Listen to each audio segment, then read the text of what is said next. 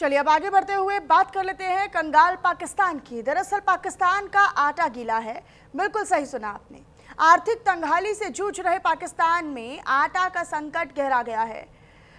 पाकिस्तान के पंजाब प्रांत से गेहूं की सप्लाई पूरी तरीके से ठप हो गई है और इसी के ठप हो जाने से पाकिस्तान की आटा मिलें बंद होने की कगार पर आ गई हैं। पाकिस्तान की आवाम बेहद हताश, निराश, परेशान है, लेकिन हुक्मरानों को इससे क्या फर्क पड़ता है? एक रिपोर्ट।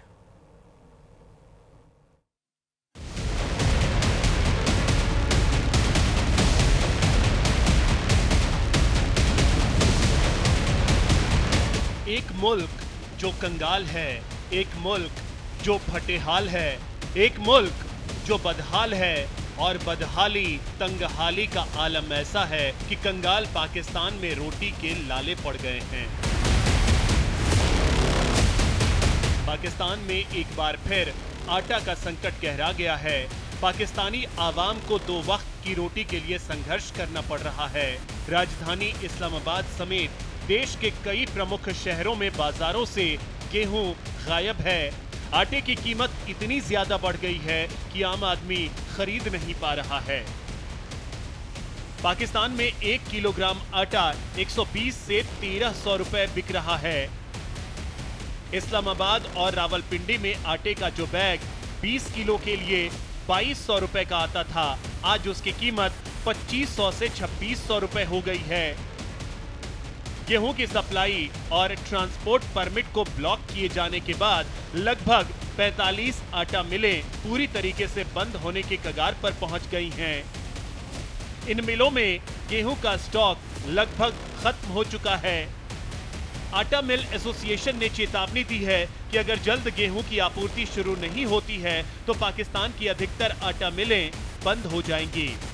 पाकिस्तान में गेहूं की किल्लत इतनी बढ़ चुकी है कि जिन्ना लैंड के सबसे संपन्न सूबे पंजाब ने गेहूं निर्यात के परमिट को सस्पेंड कर दिया है। इसका मतलब यह है कि पंजाब से गेहूं पाकिस्तान के दूसरे राज्यों में नहीं जा सकता है। इस वक्त पूरे मुल्क में जो रोटी 14 रुपए में मिलती थी वो 20 से 25 रुपए में मिल रही है और जो नान थे वो 30 से 35 रुपए में लोगों को मिल रही है। नान बाय एसोसिएशन कह रही है कि अगर हुकूमत ने हमें पुराने निरखों पर रोटी बेचने पर मजबूर किया तो भाई हम तो तंदूर बंद कर देंगे। हुकूमत क्या करती है? हुकूमत भी यही करती है कि आपने अगर क्या कहते हैं अपनी मनमानी की तो हम आपका जो तंदूर है वो सील कर देंगे। तो भाई तंदूर मालिकान और नान बाय एसोसिएशन पहले कह रही है कर दो बंद अगर कर सकते हो तो। पॉइंट ये नहीं है, उनका मुतालबा अपनी जगह भी जायज़ है। वो ये कह रहे हैं कि एलपीजी की कीमतें बढ़ गई हैं, बिजली की कीमतें बढ़ गई हैं, गैस अवेलेबल है नहीं, आटे की कीमत बढ़ गई है, गंदम की कीमत बढ़ गई है, तो फिर हम सस्ते दामों रोटी कैसे फरोख्त करें? पंजाब में गेहूं की सबसे ज्यादा पैदावार होती है। ऐसे में पूरा पाकिस्तान पंजाब के गेहूं पर निर्भर करता है, जिसमें इस्लामाबाद और रावलपिंडी जैसे प्रमुख शहर भी शामिल हैं। लेकिन परमिट के सस्पेंड होने से आटा संकट और ज्यादा गहराने की आशंका जताई जा रही है।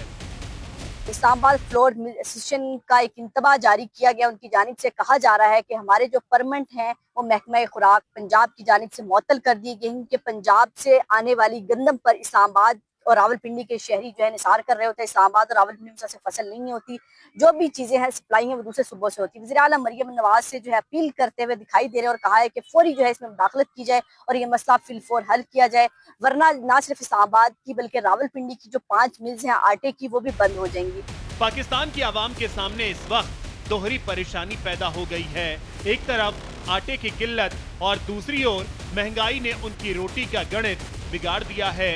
सिंध, बलूचिस्तान और खैबर पख्तूनख्वा के कई इलाकों में आटा नहीं मिल रहा है। अगर जल्द हालात ठीक नहीं हुए, गेहूं की सप्लाई बहाल नहीं हुई तो पाकिस्तान का आटा फिर गीला हो सकता है। Bureau report, news India.